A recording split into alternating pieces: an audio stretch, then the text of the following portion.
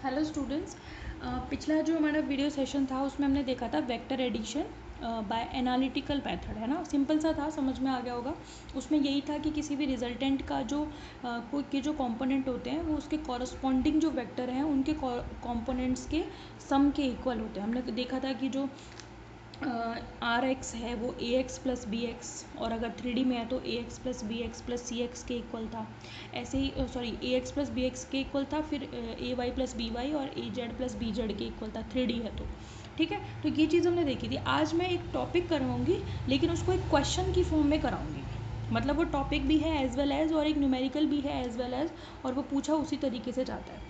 समझ में आ गई? तो क्वेश्चन देखें आप, क्वेश्चन क्या है, और वो इसी तरीके से पूछा जा सकता है, या फिर सीधा कैसे पूछा जाएगा वो मैं बता दूंगी आपको। क्वेश्चन है फाइंड द मैग्नीट्यूड, ध्यान से समझना भाई इस टॉपिक को। Find the magnitude and direction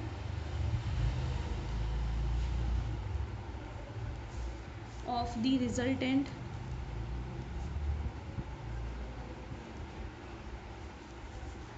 of two vectors, resultant of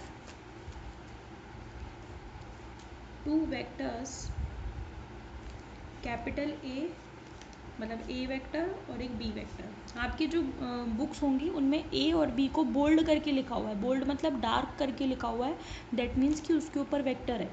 तो दो तरीके हैं शो करने के, या तो आप ए के ऊपर वेक्टर शो करो या फिर उसको डार्क कर दो। डार्क करना क्या, कभी कभी दिखता नहीं है कि आपने वास्तव में डार्क किया है कि नहीं, तो सबसे अच्छा मेथड है कोई भी वेक्टर है उसके ऊपर आप वेक्टर लगा दो, ऐसे वाला एरो लगा दो, तो वो ज़्यादा अच्छा है। ठीक है, तो किसी किसी बुक में ऐसे बोल्ड करके लिख देते हैं, दैट मीन्स कि आपने कहा है कि वो वेक्टर क्वांटिटी है, राइट। तो A vector and B vector in terms of their magnitudes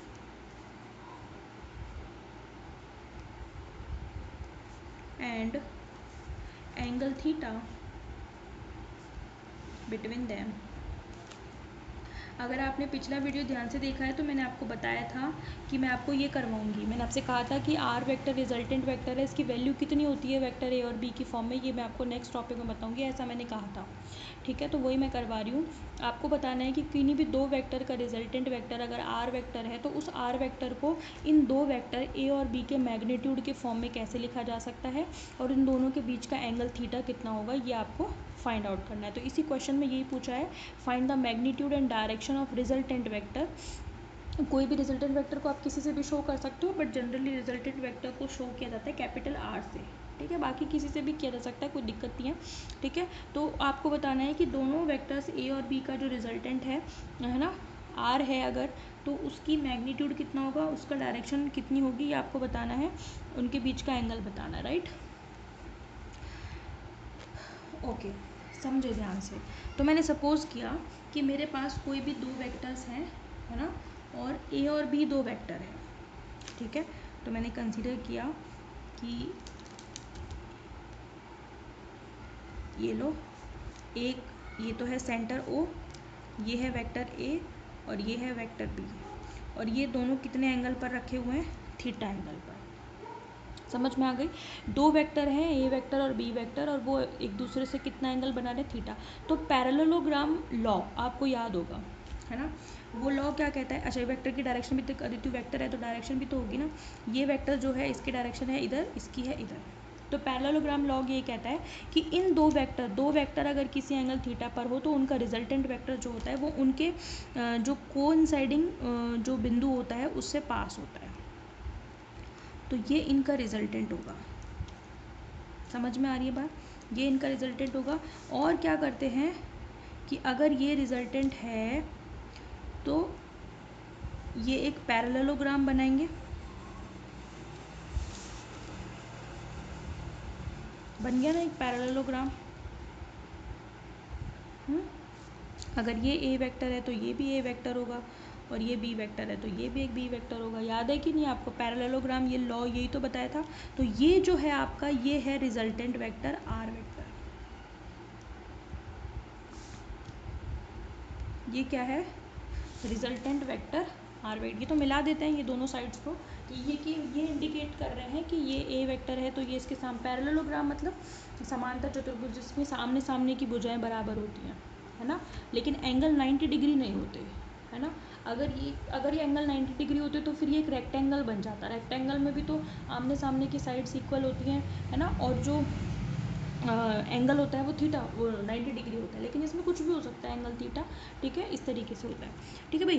तो ये पैरेललोग्राम लॉ हो गया, ये इनका रिजल्टेंट। आपको ये बताना है कि ये आर वेक्टर की वैल्यू बतानी है ए और बी के मैग्नीट्यूड की फॉर्म में। समझ में आ गई बात आपको, ठीक है। चलें, तो पहले भी इसको बता देती हूँ। Consider two vectors A and B are at theta angle with each other। एक दूसरे से कितने एंगल पर हैं? थीटा एंगल पर हैं। देयरफॉर इनका रिजल्टेंट आर वेक्टर जो है वो इन दोनों के सम के इक्वल होगा। पता है ना आपको, पैरेललोग्राम लॉ में बताया था, वो इन दोनों के सम के इक्वल होता है। Equation number 1। अब मैंने क्या किया कि यहाँ से मैंने एक परपेंडिकुलर डाला, परपेंडिकुलर एक सीधी लाइन खींची और इसको आगे बढ़ा दिया, ठीक है। मतलब मैंने मान लिया कि मैंने इसको P पर था पहले, मैंने इसको N तक बढ़ा दिया और ये एक मैंने परपेंडिकुलर डाला, और ये जो बिंदु है ये है S। समझ में आई बात। फिर मैंने क्या किया, इस बिंदु P से भी एक परपेंडिकुलर डाला सामने वाली जो डायगोनल है उस पर, और इस बिंदु को नाम दे दिया मैंने M। ये भी 90 डिग्री है। परपेंडिकुलर जहाँ भी डलता है 90 डिग्री एंगल बनाता है, पता होगा ना आपको, ये तो मैथमेटिक्स में पढ़ा होगा आप लोगों ने। तो ये एंगल भी 90 है ना, और ये एंगल भी। मैंने क्या किया, सबसे पहले तो मैंने एक पैरेललोग्राम बनाया, मतलब दो वेक्टर लिए, दोनों एक दूसरे से थीटा एंगल पर थे। थीटा एंगल पर हैं तो उनका रिजल्टेंट उनके बीच से जाएगा, मतलब डायगोनली जाएगा, पता है आपको, ठीक है। और जो आर वेक्टर होगा वो दोनों वेक्टर्स का सम होगा, ये पता है हमें। दूसरी बात, फिर मैंने क्या किया कि इस पी साइड को आगे बढ़ाया थोड़ा सा, और एस बिंदु से एक परपेंडिकुलर डाल दिया। समझ में आ गई। ये वाली साइड जो है ये बी वेक्टर है, ये एस पी जो है ये बी वेक्टर है, पता है ना हमको। फिर मैंने इस बिंदु पी से भी मैंने एक परपेंडिकुलर डाला, और वो बिंदु एम पर, मतलब डाला कहाँ पर, ओ एस पर डाला, और वो एम बिंदु पर जाकर 90 डिग्री एंगल बना रहा है। समझ में आ गई बात आपको, ठीक है। तो हम इसी चीज़ को कैसे बताएंगे, एस एन, है ना, एस एन जो है दैट इज़ परपेंडिकुलर टू, किस पर परपेंडिकुलर है, ओ पी पर। एस एन ओ पी पर ही तो परपेंडिकुलर है। दूसरी बात, पी एम परपेंडिकुलर है किस पर, ओ एस पर, है कि नहीं है। S N is normal to O P and P M is normal to O S. Normal मतलब परपेंडिकुलर है। समझ में आ रही है बात आपको, ठीक है। तो ज्योमेट्री आपको याद है ना, पाइथागोरस थ्योरम, अगर आपने पढ़ी हो तो पाइथागोरस थ्योरम, तो मैं किस में लगाऊंगी, आपको एक ट्राइंगल दिखाई दे रहा होगा, रेक्टेंगल ट्राइंगल दिख रहा है, ओ एस एन, ये बड़ा सा दिख रहा है। Therefore by triangle O S N, जो बड़ा सा दिख रहा है ये एक राइट एंगल ट्राइंगल है, is right angle triangle. Therefore by Pythagoras theorem, पढ़िए ना मैथमेटिक्स में। तो पाइथागोरस थ्योरम से आप क्या लिखोगे, हाइपोटेनस का square is equals to base square plus perpendicular square, याद है। तो क्या होगा, O S square is equals to O N square plus S N square. Hypotenuse, base, perpendicular, ठीक है। तो हाइपोटेनस का स्क्वायर, बेस का स्क्वायर, परपेंडिकुलर का स्क्वायर, ठीक है। चलो तो भाई, ओ एस मतलब क्या है, R, R square, O S मतलब आर ही तो है, रिजल्टेंट ही तो है ये। ओ एन कितना है, ओ एन है O P plus P N, O P plus P N का होल स्क्वायर। भाई ओ एन जो है मुझे नहीं पता ओ एन कितना है, पर मुझे ये पता है कि O N O P plus P N है, लिख सकती हूँ O P plus P N plus S N square, ठीक है। मैं निकाल लूँगी, ओ पी तो मुझे पता है ए है, लेकिन मुझे पी एन नहीं पता, कोई दिक्कत नहीं है, पी एन तो हम निकाल लेंगे, ट्राइंगल एस पी एन जो दिख रहा है हमें इससे। ये इक्वेशन नंबर 2 हो गई, ठीक है। तो हम क्या करेंगे, यूज़ करेंगे बाय ट्राइंगल, ये वाला छोटा वाला दिख रहा है ना, PSN, कॉस थीटा निकालो इससे। अच्छा थीटा, अगर ये थीटा है तो ये भी तो एंगल थीटा ही होगा। कॉस थीटा क्या होता है, बेस अपॉन हाइपोटेनस। मैथमेटिक्स में पढ़ा होगा ना भाई, ये सब तो कोई नई चीज़ थोड़ी है। कॉस थीटा क्या होता है, कॉस थीटा होता है बेस अपॉन हाइपोटेनस। तो ये जो छोटा सा ट्राइंगल दिख रहा है इसका बेस तो PN ही होगा, और इसका जो हाइपोटेनस है वो कितना होगा, PS।